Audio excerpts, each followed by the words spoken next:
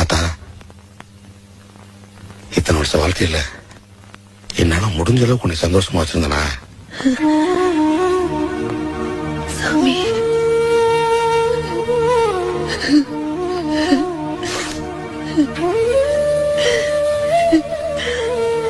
அந்த சிரிக்கு மகன் நாக்குல பல்ல போட்டு பேசும்போது பாதி உசுறு போயிருச்சு.